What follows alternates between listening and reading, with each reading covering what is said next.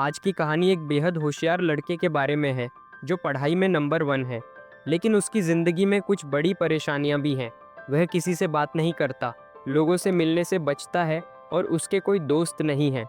इसे देखकर उसके माता पिता ने एक बिल्कुल अनोखा तरीका सोचा। उन्होंने उसके लिए एक गर्लफ्रेंड रखी। लेकिन इसके बाद जो हुआ, चलिए देखते हैं। कहानी की शुरुआत में हम मैडी को अपने घर से जल्दी निकलते हुए देखते हैं। वह इसलिए जल्दी कर रही है क्योंकि उसकी कार को एक सरकारी कर्मचारी गैरी जब्त करने के लिए आया है। दरअसल मैडी की मां के मरने से पहले घर बनाने के लिए बैंक से लोन लिया था, जो अब मैडी चुकाने की कोशिश कर रही है। वह दिन में बारटेंडर की नौकरी करती है और रात में टैक्सी चलाती है। गैरी, जो मैडी का एक्स बॉयफ्रेंड भी है, कार लेने आया है क्योंकि मैडी समय पर लोन की किस्त नहीं चुका पाई। मैडी उसे रोकने की कोशिश करती है, लेकिन गैरी उसकी एक नहीं सुनता। तभी मैडी के घर से एक जवान लड़का केवल अंडरवियर में बाहर व्यायाम करते हुए निकलता है। गैरी इसे देखकर जलन महसूस करता है। मैडी तुरंत संभलते हुए गैरी से कहती है, ओह, यह मेरा इटली से आया कजिन है। फिर वह लड़का मैडी के पास आता है और उसके करीब होने का दिखावा करता है, जिससे गैरी और शक में पड़ जाता है। मैडी उसे बेवकूफ़ बनाने की कोशिश कर रही है। यह देखकर गैरी गुस्से में अपनी कार लेकर चला जाता है। अब मैडी के पास घूमने का कोई साधन नहीं बचता। वह तय करती है कि वह अपनी नौकरी पर रोलर स्केट्स से जाएगी। बाद में जब मैडी स्केटिंग कर रही होती है तो वह अपनी कार सड़क पर खड़ी देखती है, जो अभी भी गैरी के टो ट्रक से जुड़ी हुई है।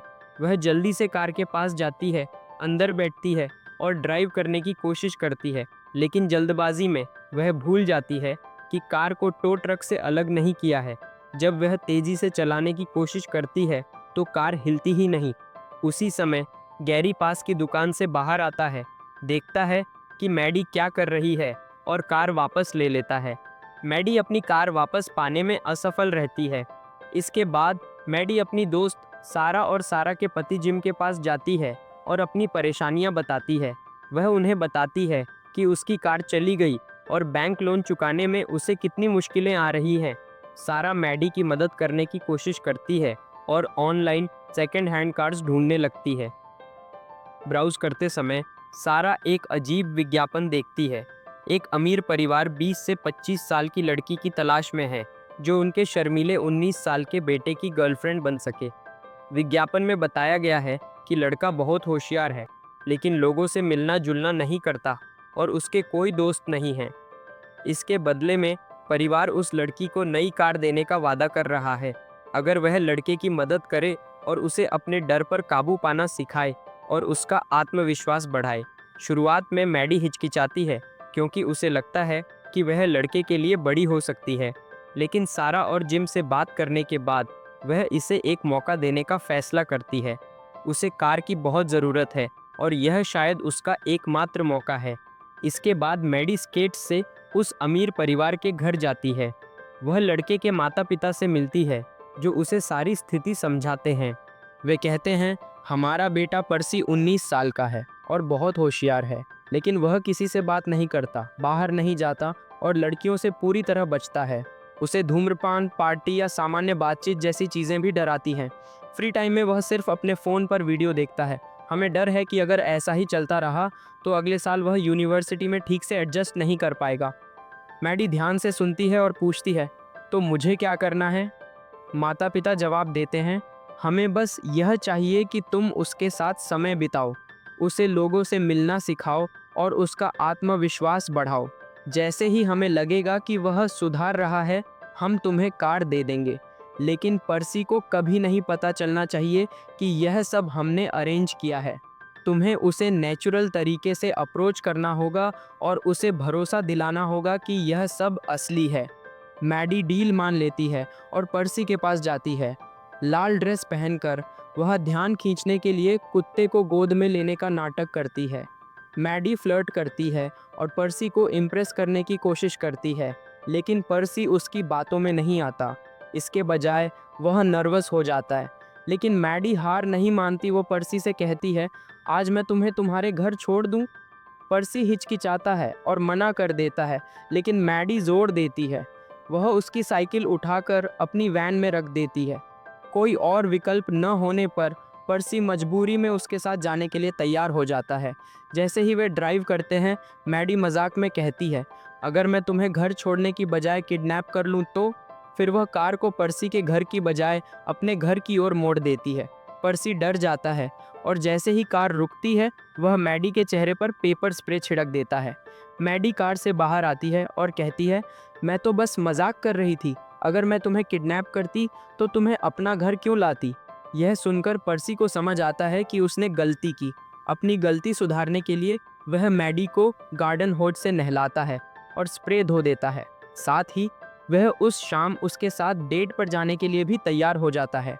बाद में हम देखते हैं कि मैडी क्लब में पर्सी का इंतजार कर रही है। थोड़ी देर बाद पर्सी आता है, लेकिन सभी हंसने लगते हैं क्योंकि उसने पैंट की बजाय शॉर्ट्स और ऊपर फॉर्मल कोट पहना है। मैडी पर्सी की तारीफ करती है और कहती है कि उसकी स्टाइल यूनिक है ताकि वह आराम महसूस करे।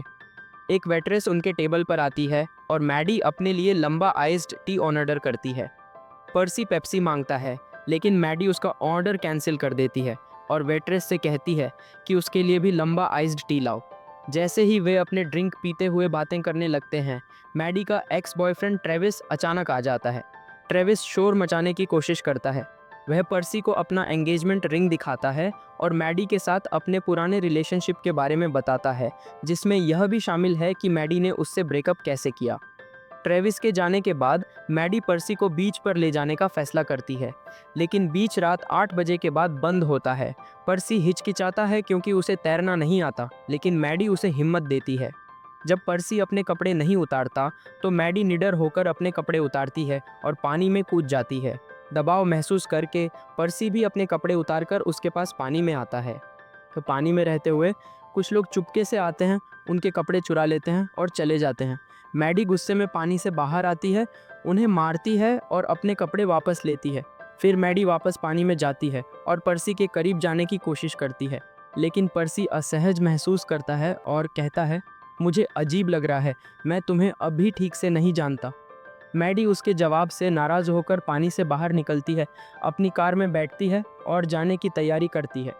पर्सी कार में बैठने की कोशिश करता है, लेकिन मैडी उसे नहीं बैठने देती। वह उसके कपड़े बाहर फेंक देती है, लेकिन उसका फ़ोन रख लेती है, जिससे पर्सी बिना कपड़ों के कार के साथ चिपक जाता है। इसके बावजूद मैडी कार चलाकर निकल जाती है और पर्सी कार के साथ चिपका रहता है। स्थिति तब और उलझ जाती है जब पुलिस उन्हें देख लेती है और पीछा शुरू कर देती है। बचने के लिए मैडी कार तेज चलाती है और पास से गुजरती ट्रेन से नैरोली बच जाती है। बाद में हम उन्हें मैडी के घर पर देखते हैं।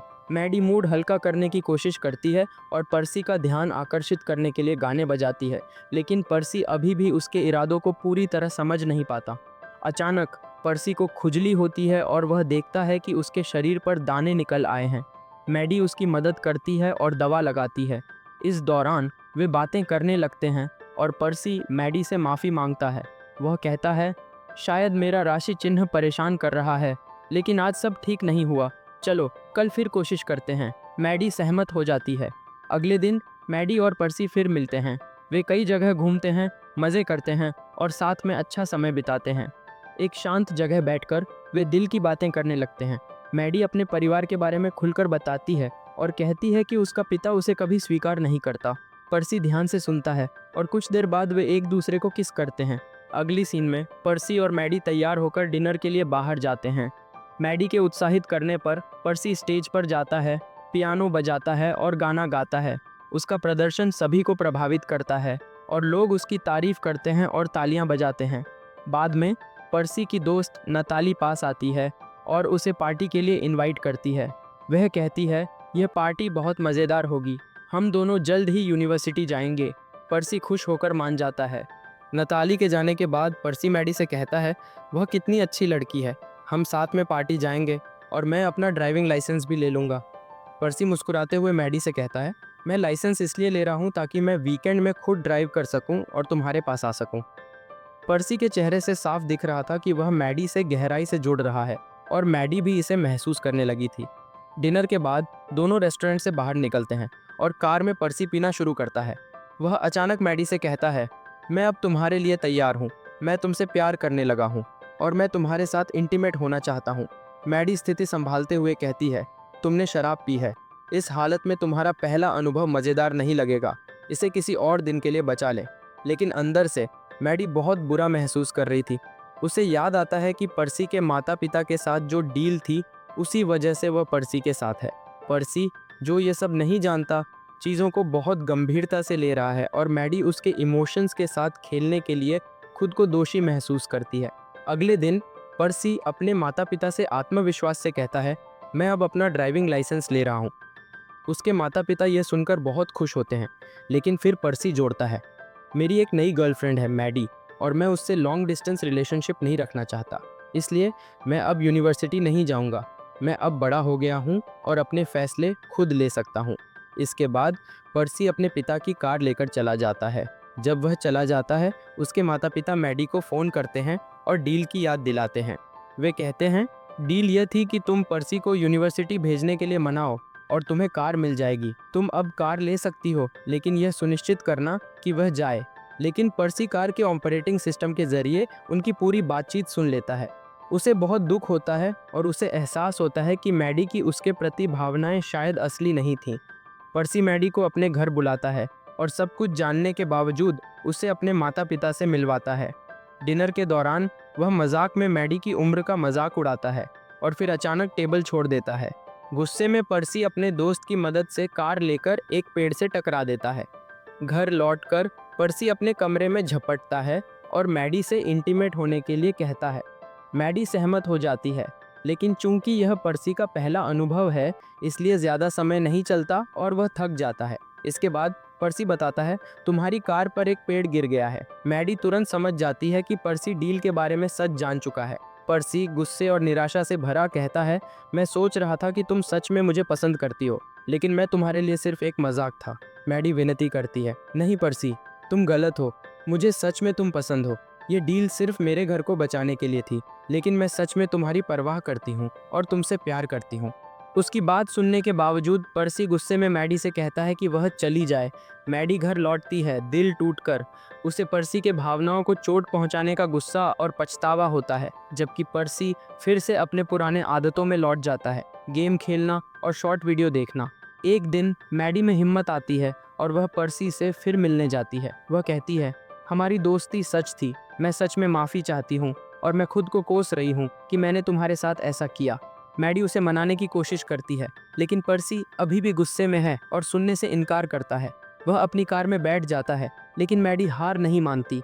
वह कार के सामने खड़ी होकर उसका रास्ता रोक देती है। मैडी विनती करती है, मैं बस तुमसे बात करना चाहती हूँ।